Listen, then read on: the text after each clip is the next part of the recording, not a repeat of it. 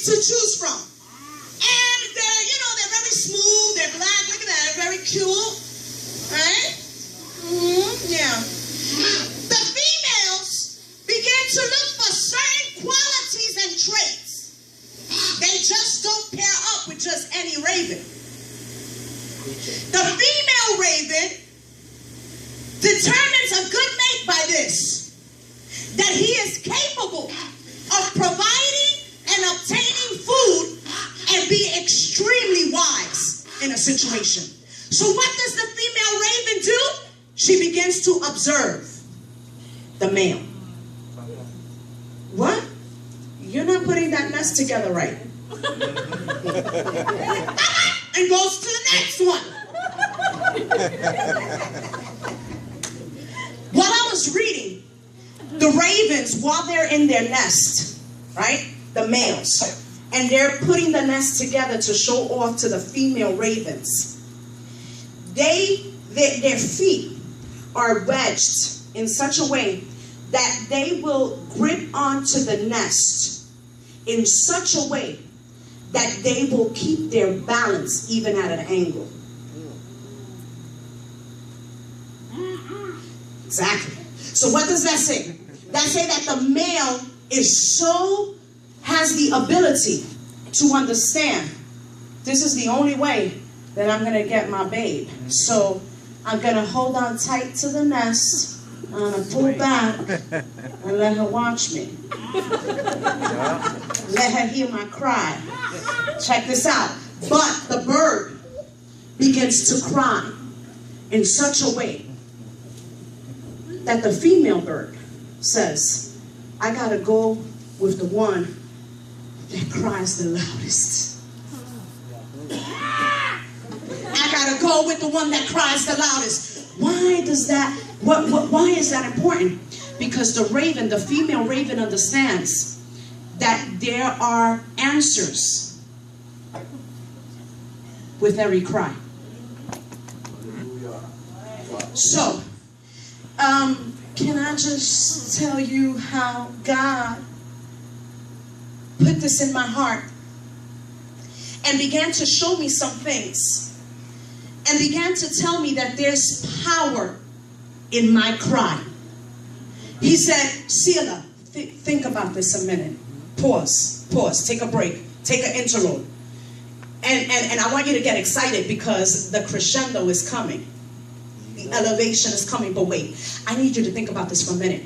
I didn't just choose this bird just to choose it. I need you to understand this. I wanted you to understand that you resemble this bird in so many ways. And even though people might look at it and say it's an ugly bird, and their cry is so annoying, I want you to understand that what people might think as garbage, I wash and set free. So what does that mean? That means that there's hope for you, Kathy. So what does that mean? That means that I want you to understand that I'm hearing what you're telling me. That your prayers are not in vain and that your tears will not touch ground and that I have them. And that your crescendo is going to be so great that you know what? People are not going to be able to understand and comprehend the blessings that are going to come to your life. You know why? Because your cry is heard. Come on, Lord Jesus. But you know that there are different cries, right? The raven has different cries. Jesus. And there's power in crying out to God. Yes. You see, throughout history, believers have cried out to God in times of distress. And I'm still making history because I'm part of that. Because when I'm in distress, I begin to cry out to God. But I need you to understand that, sometimes after years of praying, I need you to understand that it just takes that one single cry to make that miracle happen. To make that deliverance happen. I need you to understand. Psalm 50 verse 15 says, call upon me in the day of trouble, and I will deliver, and thou shalt glorify me. Me. You see, throughout scriptures, throughout the Bible, believers are instructed to cry out to God in times of trouble. Yes. So when people tell you, don't cry. When people tell you,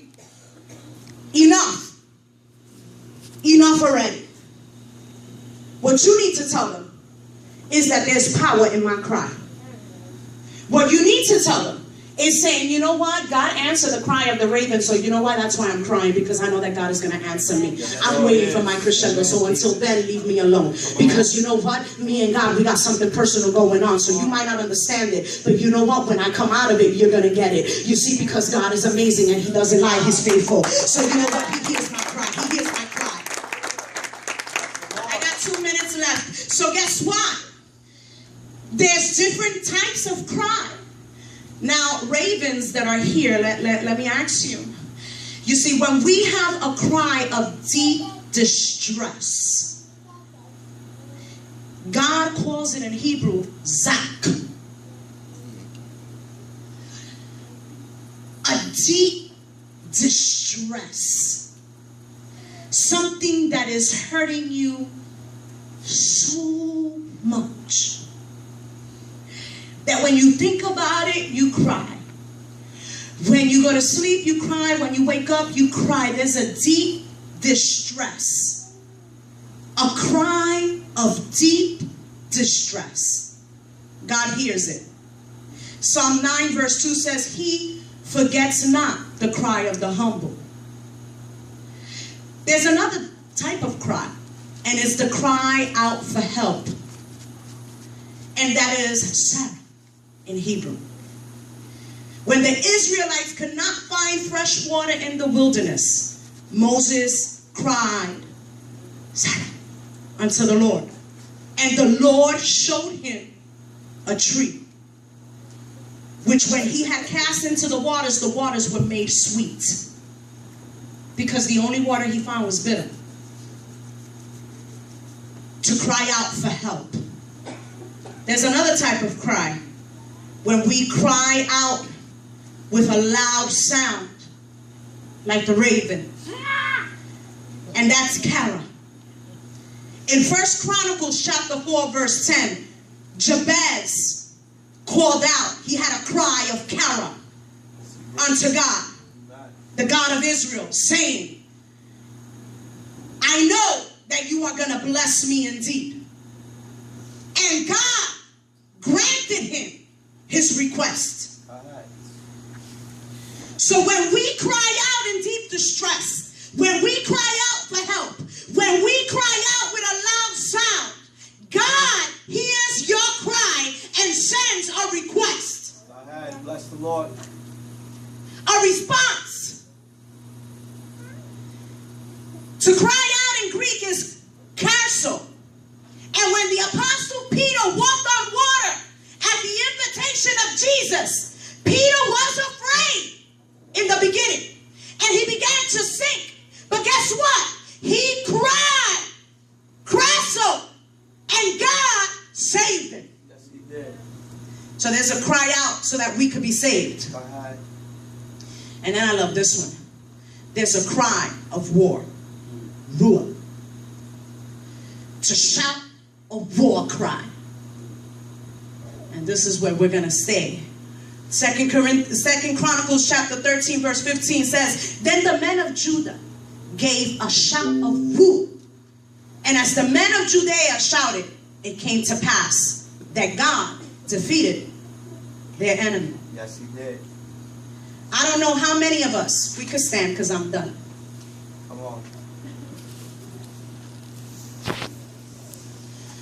I don't know how many of us are crying this morning. I don't know the sound of your cry. Maybe